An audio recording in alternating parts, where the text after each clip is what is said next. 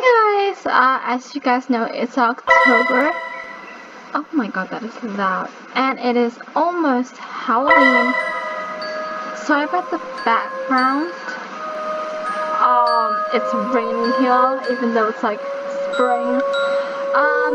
So the month is October and Halloween is very close. So today we're doing a bit of a really fitting episode. I've got a game called Trick and Treat. So I'm guessing it's like like Choose Your Own Adventure. I played this on one of my old channels, but that channel got taken down. We're just gonna look at some these endings. So we got Forgotten Adventure and Eye for an Eye and Unknown Aggressor. There's like 4 more, but we're gonna start all over again. I might hate myself for this, but yeah. So there are soundtracks that we can choose. Let's have a listen. This is peaceful.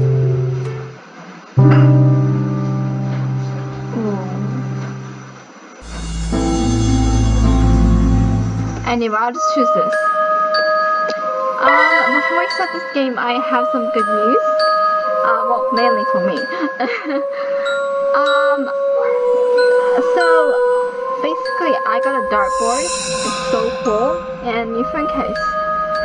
But let's start with the game. Gonna start.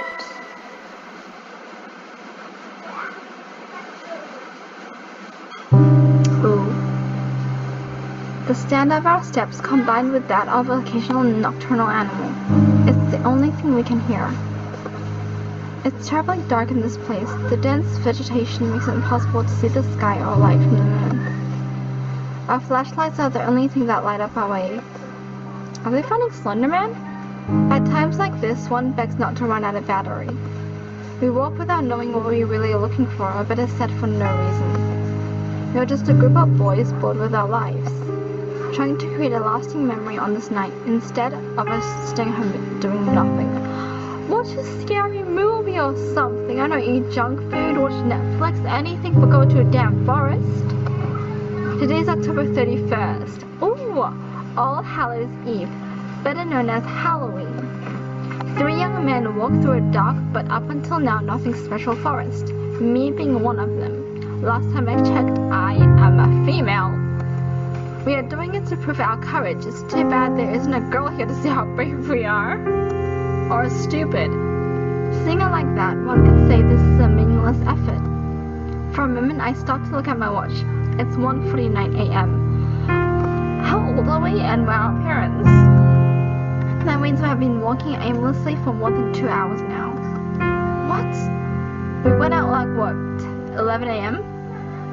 I'm sure that many people would find a place like this terrifying, but once you get used to it, the fear disappears, making it feel like a normal. What makes us afraid of the dark is what we cannot know what hides in it. Though we cannot know what hides in it, what lurks in the shadows. But this is clearly an empty darkness. At the moment I sigh, feeling how tired my legs are. What is the point of being here? Clearly we had already demonstrated what we wanted. It would be best to return. I should tell them. Oh no.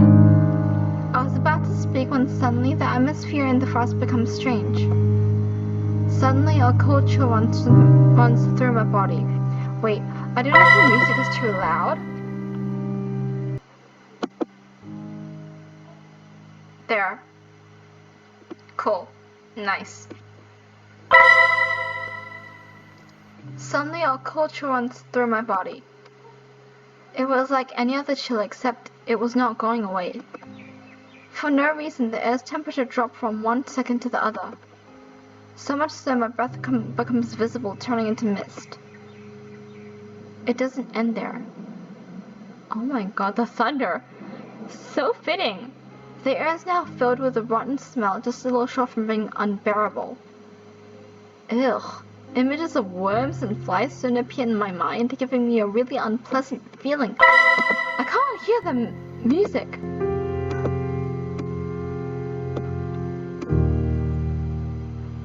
There we go. We all stop at the moment. What's happening? I asked, confused. So we're Axel? While turning to look at my friends. By the expression on their faces, it was easy to know that they were just as lost as I was. Oh, hell no. It was then that we heard footsteps nearby that did not come from any of us. We all got dead quiet after that. I don't know if it was out of fear or to check if it was not a mistake, but we stayed motionless like statues without making a noise, and then you get bit by something and die. Just looking at each other's faces, wondering the same thing. What was happening? As if I could know. We heard the steps again. They clearly belonged to a human, or at least a large animal, but there was something strange about them. It sounds as if the person walked, dragging one foot. Just think about it made me shiver. Damn, why is this happening? It makes no sense. We should have returned home before, but now it's too late to regret it. I'm all gonna die here. I have the feeling that we're being stalked by someone. The strange footsteps stop, but I'm still feeling the presence nearby. I don't know where it is, but I know that it's looking at me. That cursed thing is looking at me. My heart is beating anxiously. It's almost as if my body was telling me to get out of there. But strangely, my friends seemed unable to perceive it. It seems that it's gone. It must have been just an animal, said one of them, convinced that we were safe. I would like to believe that too. We had a sigh of relief, however bad luck would soon strike us again. I don't like this, I'm scared. Unexpectedly, the forest becomes darker than before in just the blink of an eye. But that wasn't the fault of the forest, but of our flashlights, which went out. Hello, Thunder, I'm trying to make a video here. Of the three, only one, mine, was still working. Oh, lucky us. What's going on? Did the batteries die? Asked one of them, scared, while they both beat them desperately, as if that was going to revive them. I can't blame them. The idea of walking in the darkness was not pleasant for anyone. But after a few moments, we had no choice but to resign ourselves to that. How about we send ourselves home? Once more, the sound of our footsteps is heard, but the silence is different now. We are not quiet because we have nothing to say, but because we are afraid. We continue walking despite the fear that invades us. Visibility is almost a zero, but we have no choice. In theory, we were walking back looking for the exit, but I cannot remember anything of this forest. We could be walking in circles and I would never notice it until it's too late. I hate the thought of it. I just want to get out of here. I'm gonna save. Quick save. Suddenly my thoughts are silent. Aha! Save. Oh, spoiler!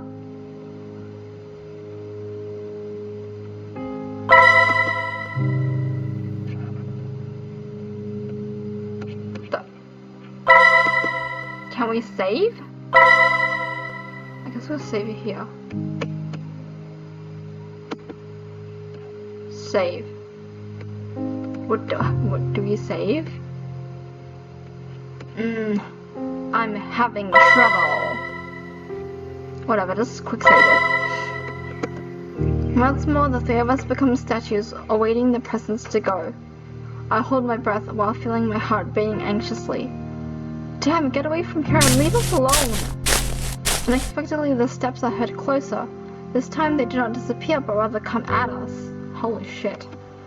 I can't stand it. Desperately, I move my flashlight everywhere looking for the author of these footsteps, hoping for the light to reveal their identity and erase our fears. Nothing. Is that all there is around here? Just empty air?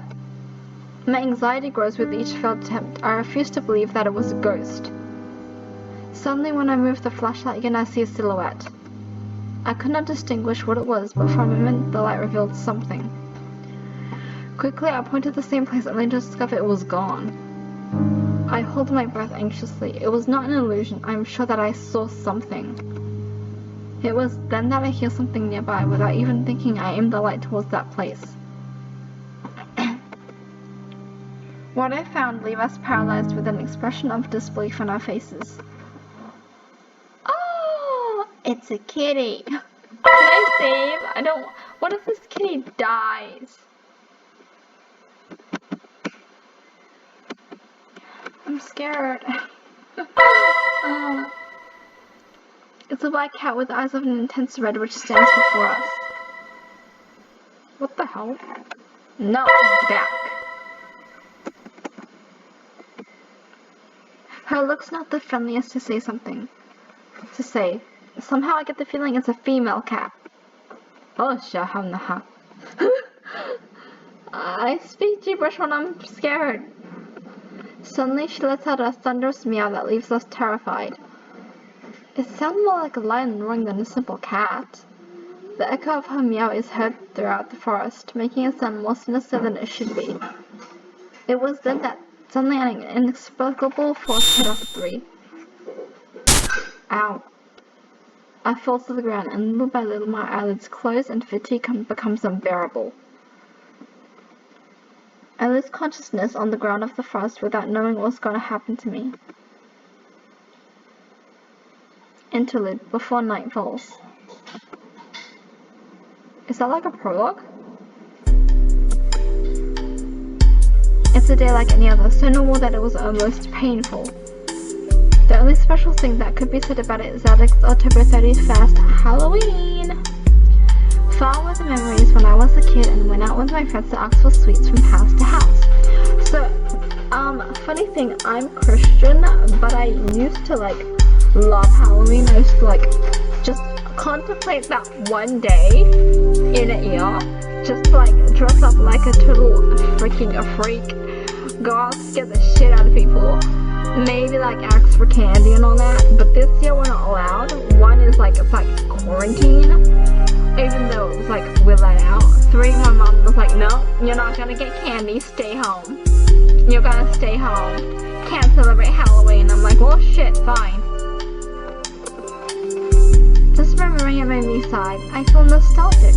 Some things were better when I was a child, or at least seems like that. There were some who had good costumes, whether of superheroes or monsters. My friends and I, on the other hand, had to use our imagination. Creativity was our costume, we could say, no matter how funny it could sound. I remember that my mother once painted red my face and told me, "You'll be the devil." But it seems only she saw it that way. When we went from home to home, everyone said I was the tomato man. But those things didn't matter to me since we always had a good time.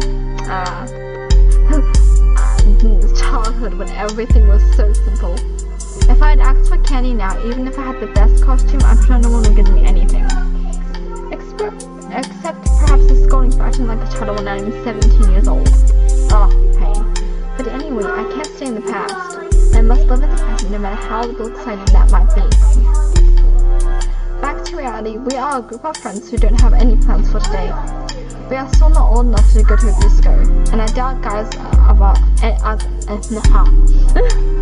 I can't speak today, and I doubt guys as us would have any luck in that environment. The other option would be go to a party, meet girls and have fun. Everything is perfect except that nobody has invited us. Not being popular has its disadvantages. Hey Axel, let's have a couple matches, what do you say?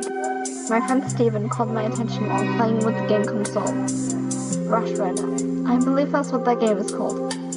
A fast and quite complicated fighting game for me.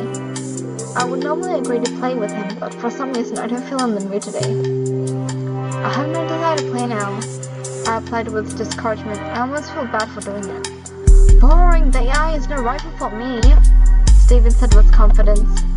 That you're playing on a normal difficulty does not help your argument. I don't feel like losing, but if you want, you can challenge to Alfred, I said, leading the attention to my other friend. I don't know how to play that, answered Alfred, doubting for a second. He is sitting behind the PC, but it seems that he isn't doing anything interesting. The screen only shows a lot of text. I think he is in Wikipedia. Hey, did you have something more fun to do? I asked with discouragement, without even thinking about what he was reading. Alfred looks at me surprised. The actual problem of society is that people are not interested in discovering their history.